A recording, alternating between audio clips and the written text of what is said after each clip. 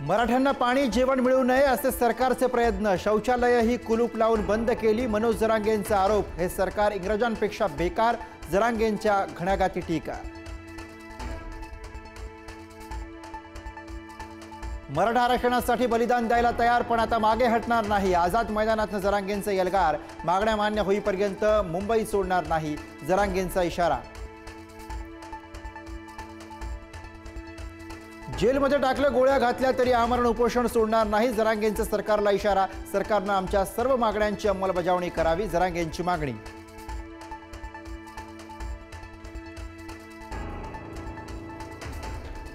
मुख्यमंत्र्यांकडे मराठ्यांची मनं जिंकण्याची संधी, मुख्यमंत्र्यांनी मराठ्यांची नाराजी ओढवून घेऊ नये, जरांगेंचं मुख्यमंत्री फडणवीसांना आवाहन। तर सरकारने आडमोठी भूमिका घेतली तर बघून घेऊ, जरांगेंचा इशारा। जरांगे पाटलांना उद्या आणखी एका दिवसाच्या आंदोलनाची परवानगी, मुसळधार पावसातही आझाद मैदानात मराठ्यांचं आंदोलन सुरू।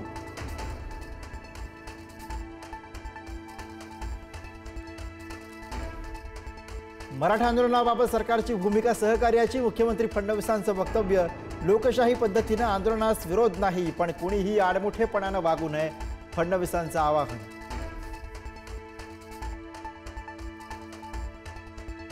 ओबीसी मराठा भांडण लागलं पाहिजे अशी काहींची भूमिका, आंदोलनावर पोळी भाजू नका, तुमचं तोंड भाजेल, मुख्यमंत्री फडणवीसांचा विरोधकांना इशारा।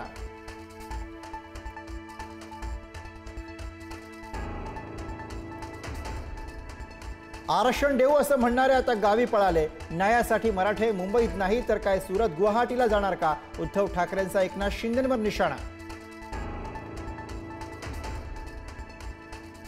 मराठा आरक्षणाबाबत सरकारने टोलवाटोलवी बंद करावी, खांद्यावर बंदूक ठेवण्या इतपत वेळ का येऊ दिली, उद्धव ठाकरेंचा सरकारला सवाल।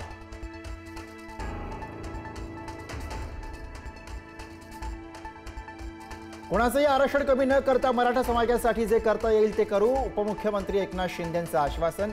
तर ठाकरेंना आरक्षणावर बोलण्याचा नैतिक अधिकार नाही, शिंदेंचा हल्लाबोल।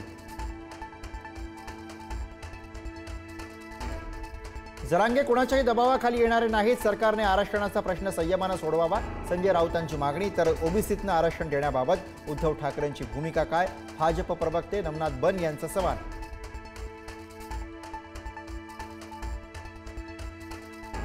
कुणबी प्रमाणपत्र आढळलेल्यांना ओबीसी प्रमाणपत्र दिलं, मात्र सरसकट शब्दाला बावनकुळेंचा विरोध। तर जरांगेंशी चर्चा झाली तर मार्ग निघू शकेल, मराठा आरक्षण उपसमितीचे अध्यक्ष राधाकृष्ण विखेंचं विधान।